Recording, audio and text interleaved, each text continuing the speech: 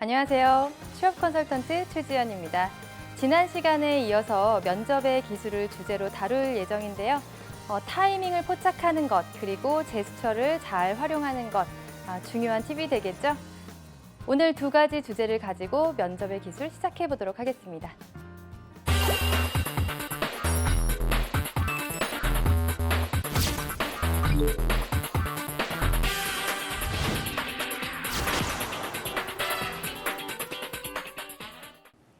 네, 면접에서도 타이밍을 포착하는 게 중요하고, 그리고 적절한 타이밍에 얘기를 하고, 그리고 제스처를 잘 효과적으로 사용한다면 저에게 득이 되겠죠. 그래서 지원자들이 좀 면접의 기술을 바르게 사용하는 방법 두 번째 시간으로 준비한 주제는요. 타이밍의 기술, 그리고 제스처의 기술입니다. 네, 세 번째 기술 먼저 소개를 해드릴게요. 타이밍의 기술입니다. 이거는 꼭 면접이 아니더라도 우리가 타이밍이 중요하다라는 얘기 많이 하시잖아요. 네, 면접에서도 마찬가지로 타이밍이 굉장히 중요합니다. 네, 타이밍을 잘 활용해라. 언제, 어떻게 활용해야지 이게 타이밍을 잘 활용하는 것인지 또 하나씩 살펴보도록 하겠습니다. 네, 타이밍이라고 하는 것 또 여러 가지 기능을 가지고 있는데요. 또 크게 네 가지로 좀 정리해서 소개를 해드릴게요. 자, 면접에서 타이밍 어떤 기능을 하나요? 네, 첫 번째, 네, 성격을 유추할 수가 있습니다. 네, 우리 지원자들이 언제 얘기를 하고 어떻게 얘기를 하느냐에 따라서 그 시기에 따라서 이 지원자의 성격이 또 급하게 볼 수도 있고요. 혹은 느릿느릿 여유 있다, 느긋하다 이렇게 볼 수도 있지요. 네, 그리고 이 사람의 어떤 타이밍 속도를 보면서 배려심을 좀 나타낼 수 있다라는 것, 또 좋은 매너를 가지고 있다 이런 부분들도 좀 유추를 할 수가 있습니다. 네, 두 번째는요. 네, 참여 의지입니다. 네, 열의와 어떤 이런 적극성을 좀 드러낼 수 있는 부분들이 있어요. 이따가 좀 소개를 해드릴 텐데요. 내가 타이밍을 적절하게 조절해야 되는 때가 있고, 그리고 또 내가 또 이렇게 빨리 또 열의를 가지고 적극적으로 해야 되는 때가 있거든요. 그 측면에서 본다면 이 타이밍의 기능은 좀 적극적인 어떤 그런 참여 의지를 좀 볼 수 있는 기능을 가지고 있다. 이렇게 이해를 하시면 되겠습니다. 네, 세 번째는요. 준비 상태를 볼 수가 있습니다. 네, 면접관들이 이렇게 딱 질문을 던졌는데 이 지원자가 말하는 속도 혹은 말하는 타이밍 그 순간이 어떻게 하느냐에 따라서 이 사람이 사전에 준비가 되었구나, 사전 지식이 좀 충분하거나 혹은 부족하거나 이렇게 판단을 할 수가 있고요. 그리고 회사 또는 직무에 대한 어떤 관심도 정도를 좀 나타낼 수가 있습니다. 그래서 회사에 대한 질문을 하거나 직무에 대한 질문을 했을 때 내가 너무 뜸을 들인다면 준비가 되지 않고 관심이 아직 좀 부족하고 그냥 취업 준비해야 되니까 이렇게 그냥 한번 넣어봤구나라는 이런 가볍게 생각할 수 있겠죠. 네, 그다음에 네 번째는요. 네, 효과적인 표현입니다. 네, 그래서 지원자가 이렇게 타이밍을 잘 적절히 이 시기를 내가 좀 조절을 하거나 속도를 좀 조절을 하면 말의 속도를 조절하면서 내가 페이스를 잘 끌고 그 페이스 조절을 할 수가 있고요. 그리고 내가 강조를 할 수 있는 부분이나 집중을 좀 요해야 되는 그 부분에서 내가 조금 더 효과적으로 좀 활용을 할 수 있다는 거죠. 그러면 타이밍 포착을 잘 하기 위해서 우리가 좀 크게 체크해 봐야 될 것이 네 가지가 있습니다. 자, 첫 번째, 말문을 여는 속도예요. 네, 말문을 연다. 나 질문을 했으니까 내가 아는 대답이니까 그래서 준비한 거는 파바바바바박 해야 되겠다. 마치 스피드 퀴즈를 하는 것처럼 하면 좋을까요? 네, 이것도 상황에 따라 다르겠죠? 이따 좀 체크를 해볼 거고요. 네, 두 번째 체크 포인트, 네, 말을 하는 속도입니다. 네, 어떻게 좀 속도를 조절하느냐에 따라서 좀 아까 전에 그 성격을 유추하거나 어떤 참여 의지라든지 이런 부분들을 좀 강조라든지 여러 가지 기능이 있었잖아요. 그것도 좀 상황에 따라서 살펴볼 수가 있고요. 또 세 번째는 질문의 난이도예요. 타이밍을 좀 잘 조절을 해야 되는데 좀 난이도에 따라서 내가 들어가야 될 때, 그리고 빠져야 될 때, 이런 부분들이 있거든요. 그래서 그 부분도 좀 질문의 종류를 좀 설명을 하면서 좀 나눠보도록 하고요. 네 번째는 다른 사람이 말을 할 때예요. 네, 다른 사람이 말을 할 때 나의 어떤 좋은 매너라든지 어떤 그런 배려심이라든지 그런 부분들을 좀 같이 보일 수가 있겠죠. 그래서 이 네 가지를 차근차근 하나씩 짚어보도록 하겠습니다. 네, 첫 번째 말문을 여는 속도예요. 네. 참 준비가 많이 되신 분, 그리고 자신 있는 사람들, 적극적인 사람들은 좀 뭔가 눌러줘야 되는 에너지가 있는 분들이 있어요. 그게 뭐냐면 조금 약간 과잉 에너지가 있는 분들인데, 뭔가 마치 이렇게 불도저처럼 막 이렇게 올 것 같은 그런 느낌이 있어서 조금은 좀 멀리 한 발자국 뒤에 있었으면 좋겠다는 느낌들이 있거든요. 그래서 굉장히 많이 준비가 된 사람들은 자기소개서 같은 경우에 달달 외웁니다. 읊는 수준이에요. 읊는 수준. 제가 읊는다고 얘기를 한 거는 어떤 표현이냐면 자기소개를 말하듯이 자연스럽게 표현하는 것이 아니라 내가 달달 외웠고 이미 완벽하게 마스터했기 때문에 그걸 외운 거를 그냥 읽듯이 혹은 달달 외워가지고 뭔가 감정 없이 그냥 쭉 읽고 끝내버린다는 거예요. 네, 그런 표현을 좀 우리가 봤을 때, 그런 모습을 봤을 때, 우리는 좀 너무 성급하다, 혹은 좀 성격이 좀 급할 것 같다라는 좀 좀 한 발짝 물렀으면 좋겠다라는 그런 느낌을 좀 받거든요. 그래서 면접관의 질문에 좀 한 박자 쉬고 대답해야 될 때들이 있어요. 대부분의 경우는 이렇습니다. 대부분의 경우는 면접관이 어떤 준비한 질문, 준비된 질문, 내가 준비한 어떤 그런 질문을 한다고 했을 때 반갑더라도 바로바로 끊고 얘기를 하거나 혹은 그 말꼬리가 끝나자마자 뭔가 맞추려고 퀴즈를 맞추는 것처럼 빨리 하시는 것보다는 내가 한 박자 쉬고 그 질문을 모두 이해한 후에 그 다음에 대답을 하는 게 좋아요. 그래서 면접관의 그 질문을 좀 듣다가 중간중간 됐을 때 내가 어느 정도 이해했다고 해서 네, 답변 드리겠습니다. 이러면서 갑자기 치고 들어온다거나 면접관이 중간에 뭔가 안내를 하거나 했을 때 뭔가 치고 들어온다거나 그런 부분에서는 좀 주의를 하셔야 되겠죠. 네. 그리고 면접관의 어떤 질문이 끝나면 바로 대답해야 될 때가 있어요. 이 두 가지 상황이 있는데 이 두 가지 상황은 어떻게 다르냐면 대부분은 저렇게 1번처럼 뭐 내가 한 박자 쉬고 가는 것이 가장 좀 이상적이에요. 그런데 두 번째처럼 내가 바로 끝나자마자 대답을 해야 될 때가 있어요. 이때가 언제냐면 면접을 마무리하기 전에 네, 마지막으로 할 말 있으십니까? 라는 어떤 대답이죠. 그런 질문에 대해서 여기에선 한 박자를 쉬거나 혹은 눈치를 보거나 내가 좀 타이밍을 조절한다? 이런 부분들은 나에게 감점 요소가 됩니다. 적극성, 어떤 참여 의지, 입사 의지를 좀 보여줘야 되는 그런 타이밍이거든요. 그래서 그때는 빨리 손을 들고 제가 말씀드려도 되겠습니까? 제가 말씀드리겠습니다 하면서 다시 한번 의지를 좀 어필하는 시간으로 좀 삼으셨으면 좋겠어요. 이 마지막으로 할 말이 있느냐는 질문은 모두에게 동등하게 주어지는 그런 타임이 아닙니다.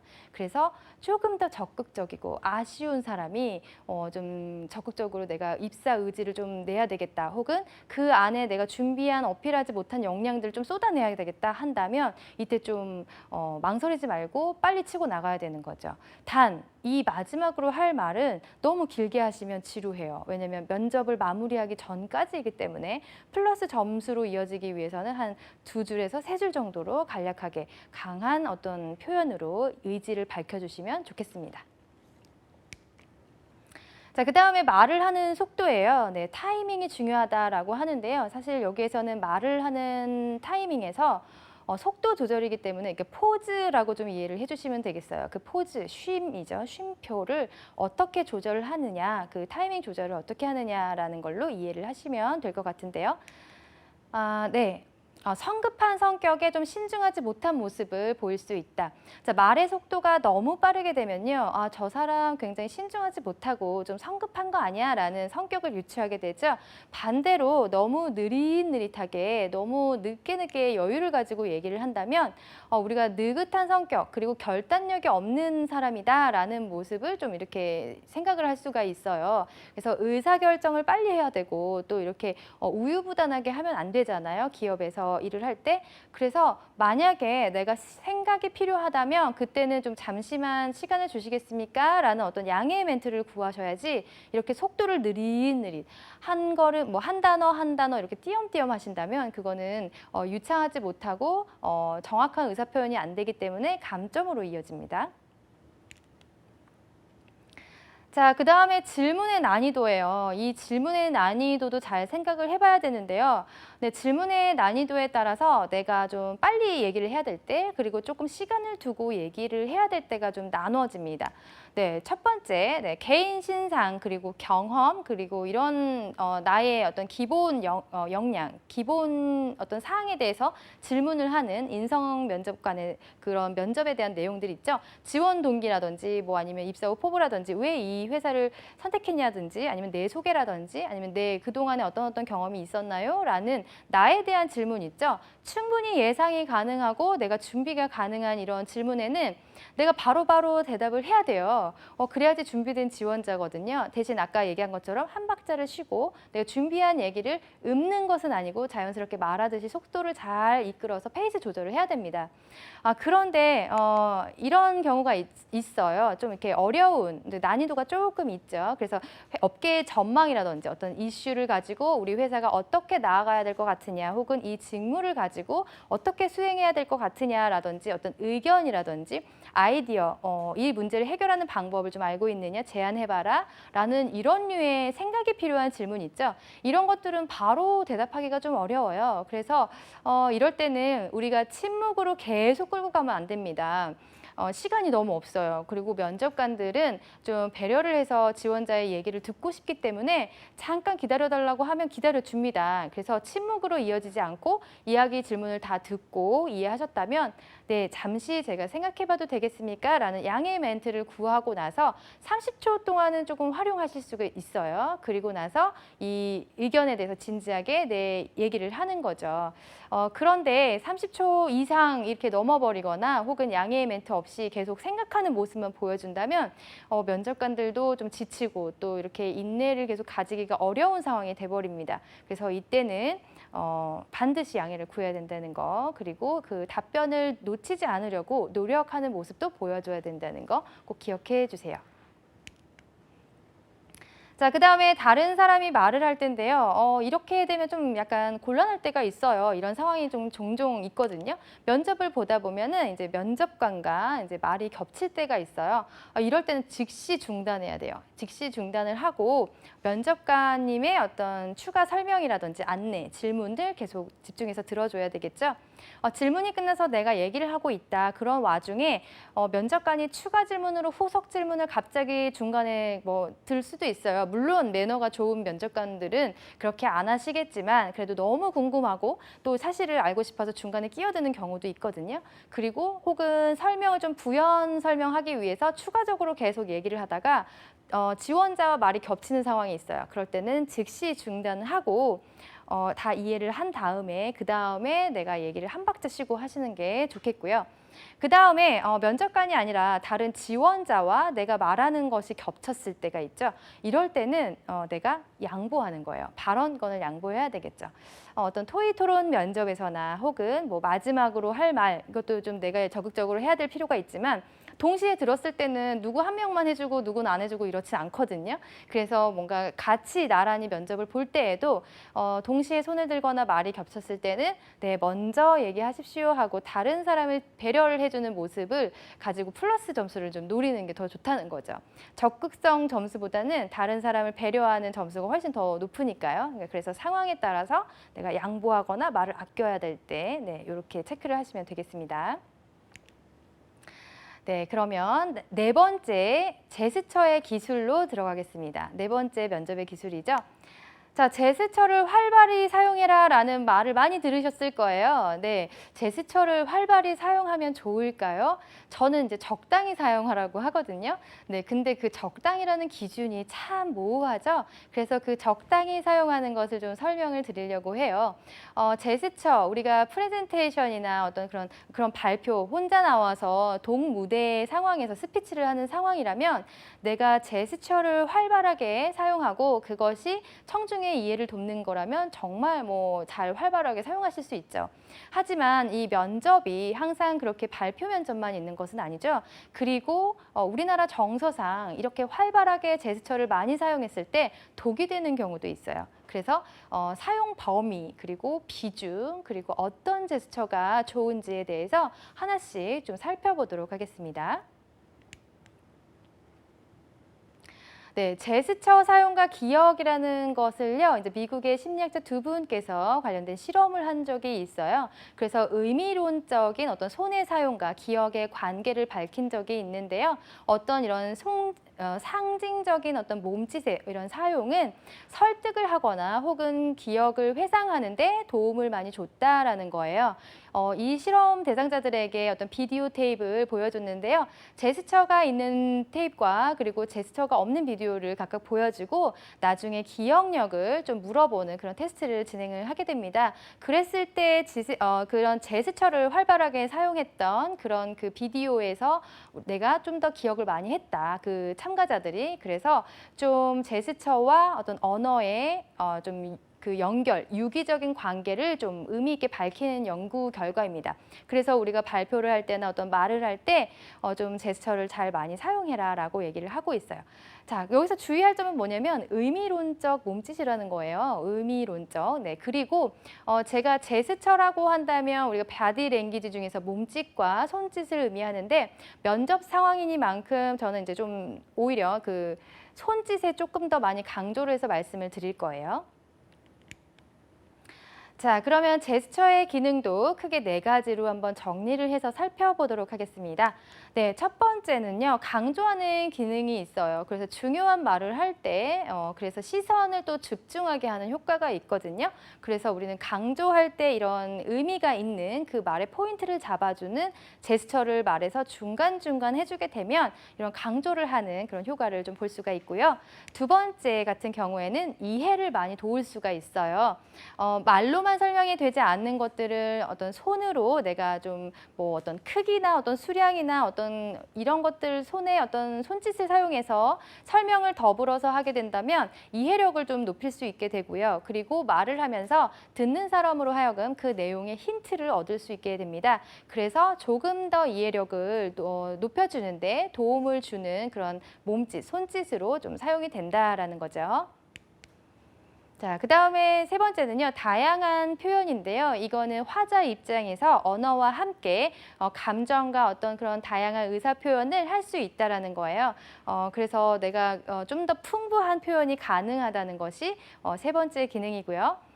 그리고 네 번째 기능은요, 네, 적극적인 어떤 표현, 이게 이제 이것 때문에 사람들이 좀 더 활발하게 사용하라는 그런 이유이기도 해요. 그래서 조금 더 적극적으로, 네, 외향적인 성격, 활발한 성격을 좀 활용을 하고 자신감 있게 보이기 위해서 제스처를 많이 활용해라라고 얘기를 해요. 그게 네 번째 기능이고요. 이 네 가지 기능을 좀 적절하게 잘 녹아들게 할 수 있는 의미론적 손짓을 우리는 잘 뽑아내야 되겠죠. 네, 그래서 제스처의 기술 들어가기에 앞서서 체크 포인트 한번 보겠습니다. 첫 번째, 의미 있는 제스처인가? 이거 정말 중요하죠. 앞서 우리가 그 미국의 심리학자 두 분께서 밝혀주신 것처럼 의미론적인 어떤 손짓과 몸짓과 이런 제스처들이 효과를 발휘한다는 거죠. 그래서 의미가 있는가? 내가 하는 어떤 말을 하면서 함께하는 손의 제스처, 손짓이 의미 있는가? 꼭 체크를 해보셔야 되고요. 자, 그 다음에 이런 나의 제스처의 표현 방법이 산만하지는 않은가를 두 번째로 꼭 체크를 해보셔야 됩니다. 제스처는 그 말을 효과적으로 좀 전달하기 위해서 우리가 보조적으로 사용을 하는 기법인데 산만하게 생각해서 좀 산만하게 표현을 해서 오히려 방해가 된다면 조금 아예 안 하는 게 낫겠죠. 그래서 제가 적절하게 사용하지 않는다면 독이 된다고 얘기했던 게 바로 이 부분 때문이에요. 자, 그 다음에 세 번째는 시기적절한가입니다. 네, 제스처를 잘 활용하라고 중요하다고 이렇게 얘기를 하면서 때와 어떤 그런 시기를 잘 내가 포착하지 못하고서 쓰는 제스처는 좀 이해를 돕거나 하지 못하죠. 그래서 이 세 가지를 하나씩 살펴보도록 하겠습니다. 네, 첫 번째, 내가 말을 하는데 이 제스처가 정말 의미가 있느냐라는 거예요. 말을 할 때 제스처 사용이 효과적인가라는 부분에서 본다면 우리가 손을 사용함으로써 그 말의 내용을 좀 더 효과적으로 이해하는 부분들이 있어요. 예를 들면 뭐 의지를 이렇게 다지는 부분이죠.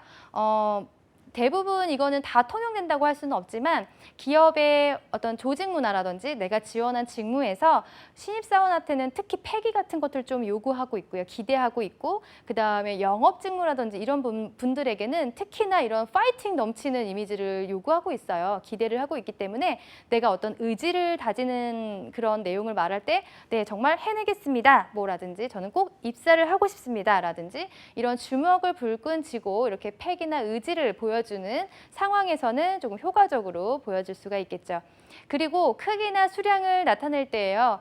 제가 그 다른 지원자와 어떤 이렇게 면접을 할 때에도 보면은 과거에 이공계 학생이었는데 이런 캡스톤 디자인 어떤 공모전이라든지 뭐 이런 부분에서 어떻게 구현을 했습니까? 어떤 걸 만드셨습니까? 라는 거를 할 때 사실 이걸 말로만 설명하기가 굉장히 어렵거든요. 그래서 그 지원자가 제가 이만한 크기의 1인용 의자를 가지고 뭐 이렇게 했습니다. 높이는 이 정도라서 접이식 또 휴대용으로 뭐 간편하게 뭐 제가 제작한 그런 물건을 하는 거였고요. 뭐 이러면서 보조적인 설명을 곁들인 적이 있어요. 그래서 이런 크기나 어떤 모양이나 이런 것들을 이해하는데 도움이 되는 제스처라면 의미 있다고 우리가 판단을 할 수 있고요. 그 다음에 이제 수량 같은 겁니다. 수량 같은 거 우리가 조금 정리를 해서 말할 때 중요한 포인트 정리를 할 때 손을 좀 사용하는 것이 중요한데요.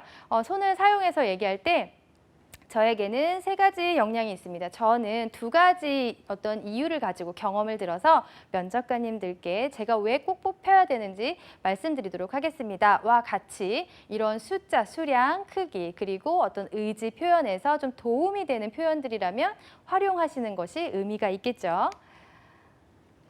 그다음에 이제 말할 때 제스처 사용이 상대방을 배려한 것인가? 요거는 좀 면접 중에서도 발표 면접 때 좀 사용하시면 좋을 것 같아요. 발표를 하면서 우리가 이제 백보드를 좀 활용하는 경우가 있고 아니면 자료를 준비하는 경우가 있고 아니면 뭐 전지 같은 거를 좀 주고 시각 자료를 좀 같이 만들어라 하는 시간을 주기도 하거든요. 이런 경우에는 내가 발표를 하면서 시각 보조 자료가 있을 경우에는 그걸 최대한 많이 활용을 하셔야 됩니다. 이렇게 시각 자료가 있을 때는 중요한 부분을 이렇게 짚어주고 상대방이 그 부분을 잘 따라올 수 있도록 해야 된다는 것이죠. 그래서 이런 안내를 할 때에 상대방을 위한 제스처냐 아니면 내가 혼자 편하기 위해서 그냥 막 이렇게 의미 없이 습관적으로 하는 것이냐 이거는 이제 바로 감점으로 이어지겠죠.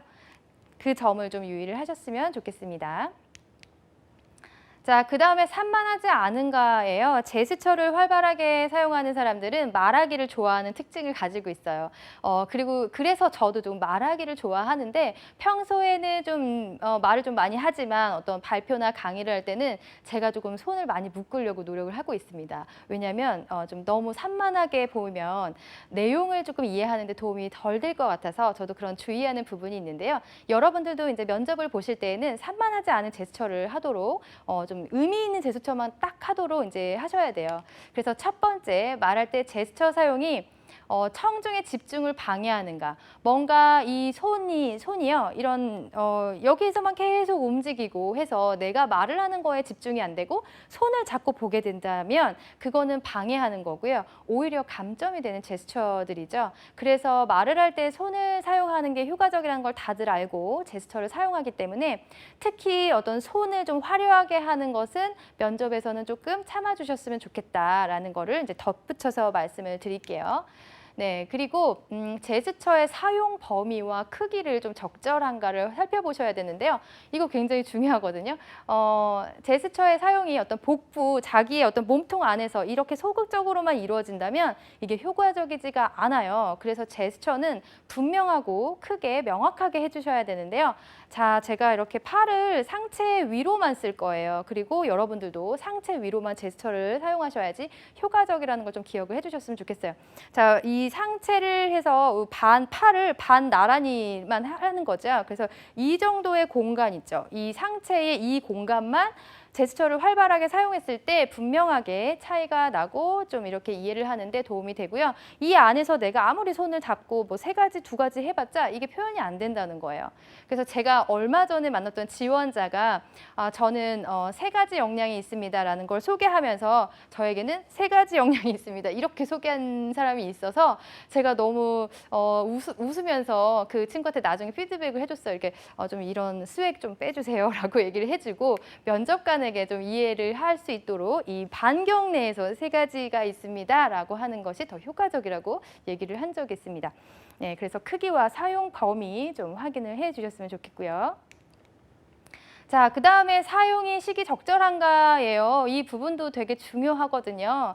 네, 제스처를 활발하게 사용하면 오히려 독이 된다. 왜 그러냐면 이거는 어떤 강조와 말의 효과를 높이기 위해서 우리가 보조적으로 손짓이라는 것을 사용하게 되는데 말을 할 때 제스처 사용 비중이 20%를 넘게 되면은 어떤 게 중요한지 알 수가 없어요. 그래서 강조하고 싶은 부분 그리고 특히 그 청자의 이해를 도울 수 있는 그런 손짓일 경우에만 20% 안으로만 쓰시는 걸 권해드리고 그 이후에 계속 이제 좀 너무 많은 비중을 차지해서 본다, 이게 좀 사용한다 하면 좀 오히려 산만하다라는 쪽으로 좀 기울 수가 있다는 거죠. 유명한 어떤 프레젠터 그리고 스피커들을 보면요. 발표할 때 제스처를 활발하게 사용하지만 시종일관 그렇게 크게 어떤 이런 빅 제스처를 하지는 않거든요. 그래서 좀 중요한 부분, 우리가 집중해야 될 부분만 좀 추려서 해야 된다는 거 좀 기억하셨으면 좋겠습니다. 그리고 제스처 사용해서 또 중요한 거, 제자리로 내 손이 빠르게 복귀를 해야 돼요. 그래야지 이게 강조가 되거든요. 내가 제스처를 하고 저에게는 3가지 역량이 있습니다 하고 말을 할 때 계속 이렇게 들고 있다면 어떤 게 3가지고 그게 어떻게 강조가 되는 건지 알 수가 없어요. 그래서 바로 집어주면 바로 내가 제자리로 손을 복귀해야 됩니다. 그래서 어떤 제스처라고 할지라도 뭐 내가 안내를 끝냈으면 바로 복귀하고 이래야지 다음 제스처를 준비하는 동안 그 제스처에 효과가 또 극대화되고 바로 이전에 사용한 내 그 제스처도 효과적이라는 거 기억을 해주시기 바랍니다. 네, 참고로 제가 감점이 되는 제스처들을 몇 가지 이제 소개를 해드릴게요. 뭐 한 번 이렇게 하는 거 가지고 감점을 하지는 않겠지만 반복적으로 이렇게 사용하게 되면 이게 감점으로 이어지겠죠. 그래서 머리를 계속 만지거나 넘기는 행위, 막 계속 이렇게 만지면서 막 계속 이렇게 내내 한다는 것은 좀 감점이 될 수가 있고요. 머리카락을 또 막 이렇게 고갯짓으로 막 넘기는 분이 있거든요. 이런 부분도 좀 감점이 되고요. 이런 것들 지금 제가 소개해드린 것들은 다 의미가 없는 제스처들이거든요. 그래서 뭐 손가락으로 뭐 특히 발표를 할 때 이렇게 포인팅을 한다든지 아니면 안내를 할 때 손목을 꺾거나 등을 보인다든지 이런 모습들은 다 감점으로 이어지기 때문에 참고하셔서 확인을 해보시기 바랍니다.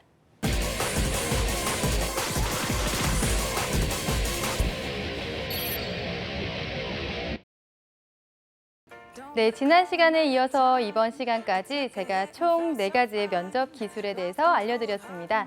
면접 기술을 알고 있는 것보다는 이렇게 바르게 잘 사용하셔서 좋은 성적으로 이어져야 되겠죠? 제가 소개해드린 4가지 면접 기술은요, 바로 비언어적 요소에 모두 해당되는 것이었습니다. 커뮤니케이션에서 비언어적 요소가 효과를 극대화시킨다는 거 잘 알고 계실 거예요.